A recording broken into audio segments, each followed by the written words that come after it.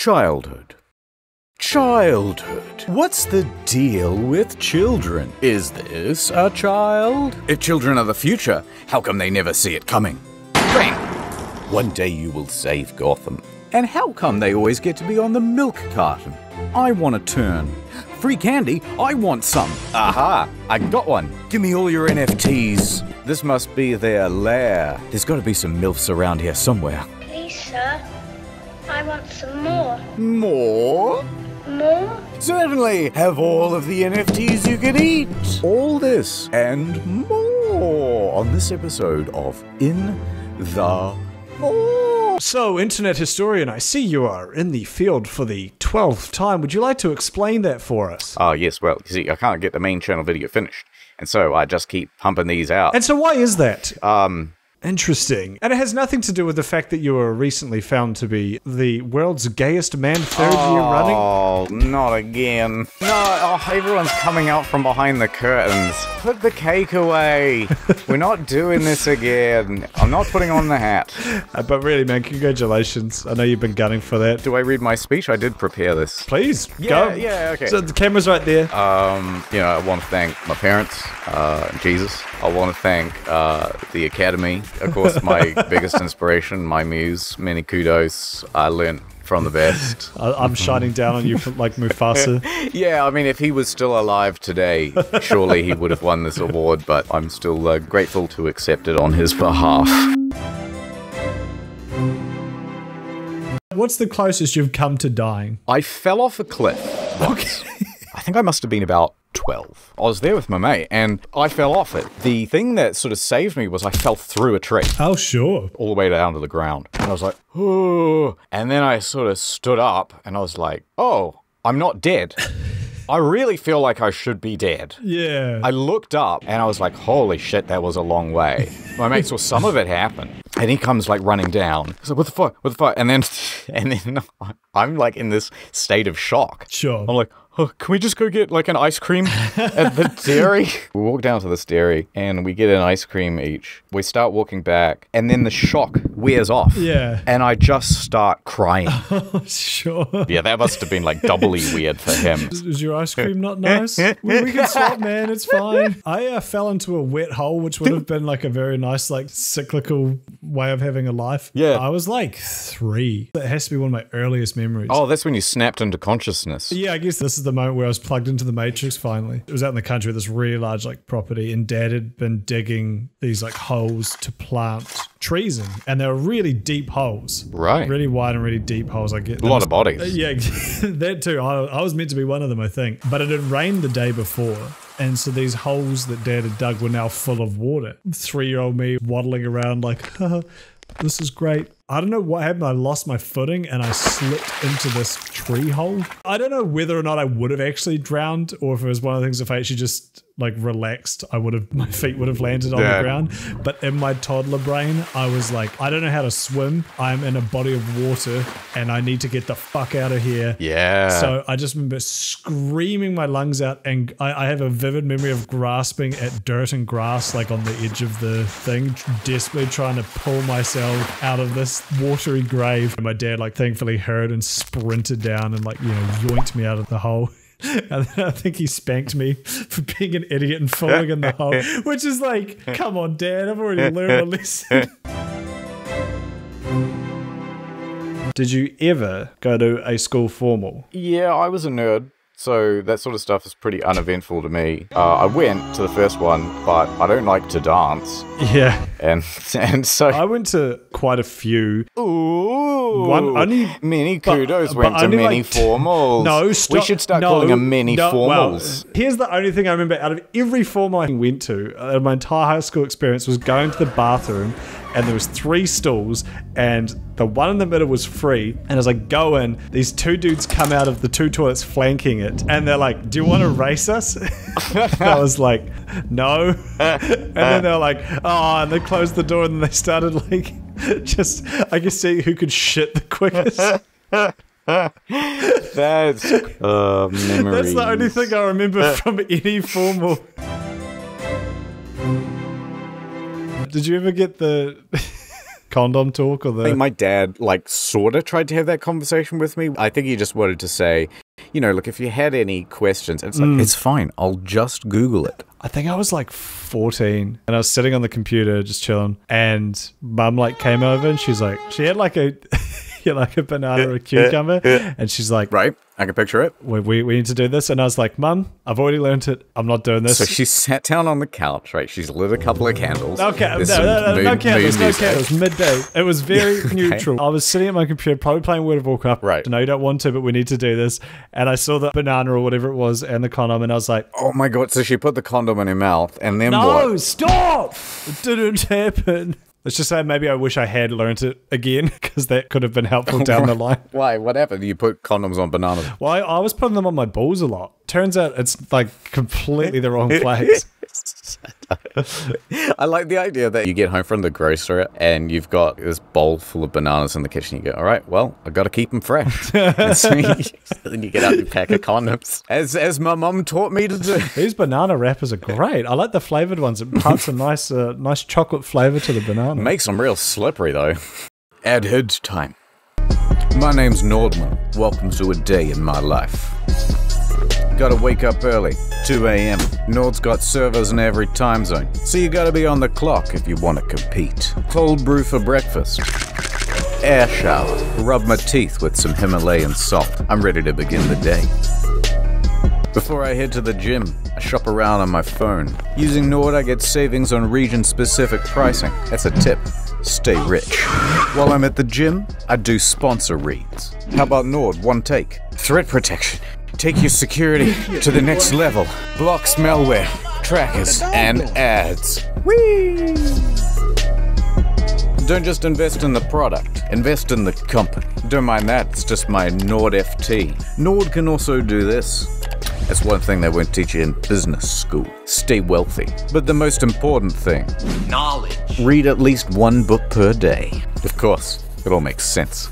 3 p.m. Time to shoot my podcast. Alright, peasants, here's how to be an alpha. Sorry, no monies. Looks like the podcast is region locked. To view it, you're gonna have NordVPN, or, God forbid, live in Mexico. 6 p.m. Time for business. What's up, Jeff? How's the wife? Just heard about Amazon. Think it could be something big. You give me some stock and I'll give you a 2-year plan with a free bonus month. Well, he must have got disconnected. Now for a good night's rest. And we do it all over tomorrow. Go to nordvpn.com/incognito to get a huge deal on a 2-year plan, plus a free bonus month, plus also that threat protection thing. Add over.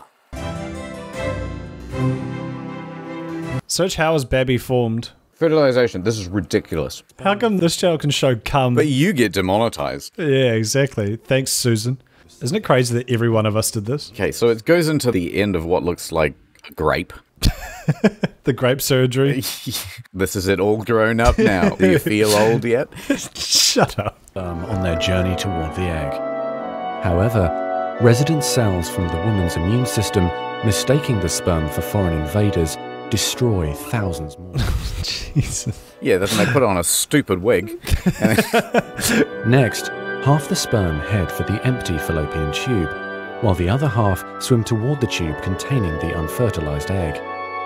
Some sperm get trapped in the cilia and die. It's just a saw trap. At long last, the sperm reach the egg. So we get to the egg. Alright, at least this is going to be simple, right? Isn't that how I imagine the egg? No, I thought it was like a big one sort of thing with just a skin on the outside. Like a lychee. Yeah, exactly. This looks like a subaquatic plant. They're called creep vines. Oh, shit, yeah. Yeah. Is covered with a layer of cells called the corona radiata. Oh, don't call it that. The outer layer of the egg, the zona pellucida. Zona pellucida. It's like... Just making shit up now. The Zona pellucida of 1999 is the best band concert I ever went to. I'm getting like survivor's guilt from like the millions of sperm that died in really comical ways. When we edit this, we'll have it with like a bunch of doing and Can like you put rage faces on all them as well? perfect. It just feels like it's full of all these comical Looney Tunes traps. Like even the part where half of them got the wrong tube. Yeah. It's like egg this way, done in like rough paint on like a wooden sign. which triggers their acrosomes to release digestive enzymes. What the fuck? The first sperm to make contact will fertilize the egg. So what you're trying to say is that the pussy is kind of like the OG Squid Game. Because this dude had to fight everyone else through a series of wacky trials. Oh yeah, no, it's true, because at the end he gets a daft haircut, remember? Yeah. Just like this. That was the dumbest part of Squid Joins Game. BTS or whatever Yeah, the he fuck's going literally on does. there. The tightly packed male genetic material spreads out. And it just goes, oh, I don't know. All the spaghetti in its pockets just start falling everywhere. Oh jeez, oh, I'm so sorry. The female genetic material, awakened by the fusion of the Like, what is this? Is this like 2 AA batteries? What is... I don't even know what's happening. This looks like in Majora's Mask when you play the Song of Time and go back in time. Oh, yeah, they ripped that one off. Yeah, now we're going to use these massive strings to pull you together. What? Who designed this? This is like a Final Fantasy move or something. This is like a summon. plant in a rich infinite way, growing and maturing for the next 9 months. Yeah, so if anyone asks you, how was Babby formed? It's as simple as that. One time, for some reason, I spent a week on a deer farm. It's like a Simpsons bit. Yeah, that's my childhood. It's like just different occupations every week. I must have been 9. It was run by this like elderly couple, and they had tons of deer. And the thing about deer is you have to have electric fences. Also, the fences have to be quite high because the deer leap. But also, the electric fences have to be stronger than that for cattle because they kick. Right. So they will kick the electric fences. The hooves don't conduct that well, and so you really want to have a strong voltage there. So it's not like a little, zap, zap. Yeah. It's like fork in the outlet sort of deal. So we're feeding these deer, buckets and buckets full of apples. I'm there with my sister and my mum, and my mum's like, grab the gate. And I go over to the gate, unlock it, and then I just suddenly wake up on the ground. Ooh, that's fun. Ooh, I just start crying. Yeah, I just got shocked by this fucking thing, and then I just dropped like a rock. That whole time on the deer farm was pretty fraught with injury, to be honest, because like even when the guy was going around telling us about the deer, he's like, don't stand behind the deer because they will kick. And then as he's saying that, he's standing behind a fucking deer, and it kicks him in the head. Oh, and he Jesus. just goes down like a sack of bricks. And we thought he was dead, and like he's fine, like he just gets back up, but holy shit. Was he like Sideshow Bob? He gets up in the exact same place and the deer just kicks him again and he just keeps like getting up again.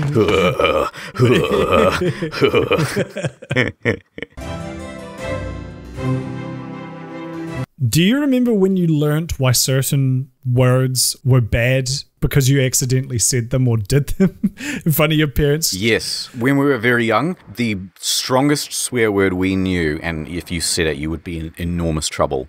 Pain in the ass. Yeah, right. Yes. Ass and damn and crap, like back when those used to be hot shit. Wanker was like, so I didn't know what it meant. I'm like 10, maybe 11, something like that. I knew the word, so I was just going around like, such and such is wanker. Yeah. Such and such is wanker. And then eventually my mum turns to me and she goes, do you know what that word means? And I was like, no. Like really reluctantly saying, fine, no. And then she's like, it's someone who touches themselves. Yo! And then I was so embarrassed. I like never said it again. Oh no. Ruined everything. I remember I was in the mall with my dad and I was just kind of like saying words to myself because you're a kid, I guess.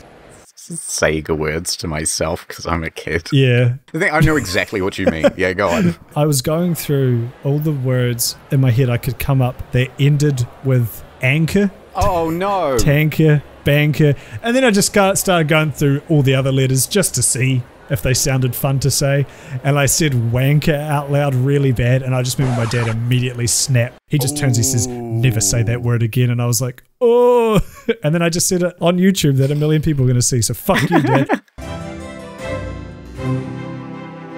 I'm a freshman at university. Bright-eyed, can't wait to attend my whatever the fuck lecture. I go to this class and I meet these two girls. And one of them I really fancied and the other one I did not fancy all that much. How come? Anyway, we got along really well, the three of us, and we're sort of hanging out for a sort of couple hours after class, and then I thought, we'll trade numbers. Mm-hmm. So I got this girl's number. Nice. That was the girl A. Now, I wasn't interested in girl A very much. I was interested in girl B. The girl B model. We go off our own ways. And, I'm like, I want to text this girl B. So I send girl A this message. Hey, have you got girl B's number?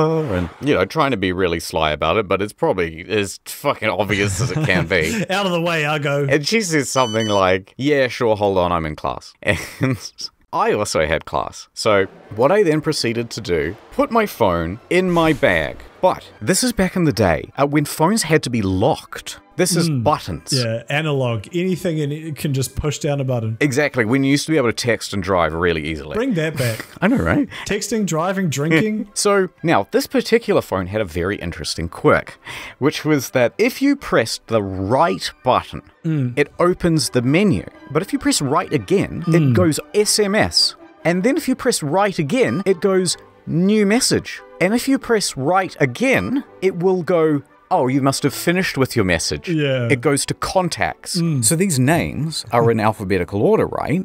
And her name just happens to be first on that list. And then if you press right again, it will send. So I put my phone in my bag, and I don't know it, but the right-hand button is being pressed for the next hour and a half. And it's just looping blank messages to this girl. You've just met this guy at university. He's a bit of an unknown quantity. He has now just asked your friend for her number. And when he didn't get it, he has just sent you about 2,000 blank text messages with impatience. She must have had to turn off her phone, or it's just going off like ding, ding, ding, ding, ding, ding, ding, ding.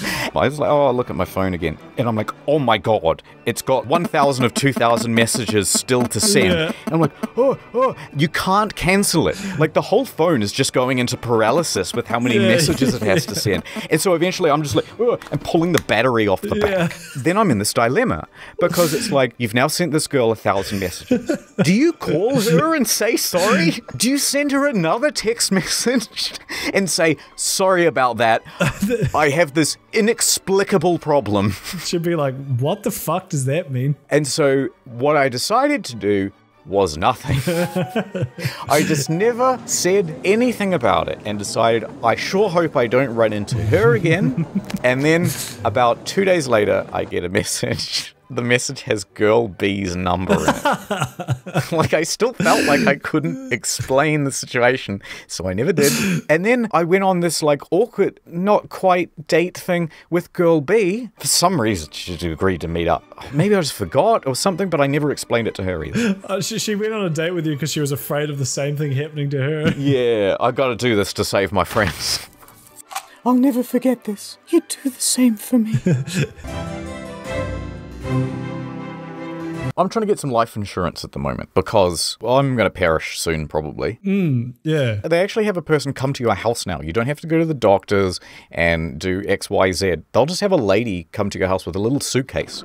So she wheels it in. She comes into my office and she just starts taking blood. Like, I'm sitting in my chair and I got a fucking needle in my arm and she's draining all the blood from my body. And I mean, you did consent to be fair. You kind of made it sound like she just rocked up and sticked you. But one thing I didn't know that I was signing for is they do a urine test as well. Oh, stole your piss. She hands me these 2 cups, fill one halfway and fill the other one full. And that one's for me. Yeah, she hands me a coffee mug and she goes, if there's any spare. I piss into these 2 cups and I thought it would go everywhere because I'm not very used to it. I got a shotgun cock. Yeah, very powerful stream. I had to hold it about 15 feet away. Anyway, so I do that. But then the worst part is, right, I thought, oh, she's going to put it in these like plastic bags and send it away to the labs. Nope, that's just what she's doing with the blood. She gets out this like fish water testing kit and then she starts dipping it in the cup while I'm... Oh. Yeah. To be fair, it's better that she did something with it because imagine if you just brought it out and she was like, ugh. Yeah. But it was so healthy, she said. It was just such a... So tasty. Yeah, such vital piss that she didn't even bother sending the other cup to the lab. No, that's good. No She just proteins. put it in her pocket and walked out. Yeah, right. Just dabbed a bit on her neck and went, that'll keep those foxes away. Fuck, sorry. I know I keep doing this. Hold on one sec. You're good. Historian's at the store at the moment. I have to reply to it. Get me more piss. That woman today stole all of mine. Can I get you the piss in the bags? It's cheaper. Hey guys. Editor here. They didn't bother recording an ending. So instead, here's a small taste of what it's like to edit for IH. Please end my suffering. All right, 3, 2, 1. My baby don't mess around. Note to the editor. Editor, extend his neck 50 times. I have to go to the bathroom so badly. Hey, editor. Wait, how do we get onto... Editor, leave that in. Editor, cut that out. Sorry, none of these are fucking scary. Leave all of those in. Leave the last 3 hours of footage in. Note to the editor. Hey, Barry, make sure to cut out right when I start saying bitch. By the way, editor, sorry, I have accidentally hit stop record on so it's out of sync. Hey, editor, just make the graphics scary. Yeah, It'll perfect.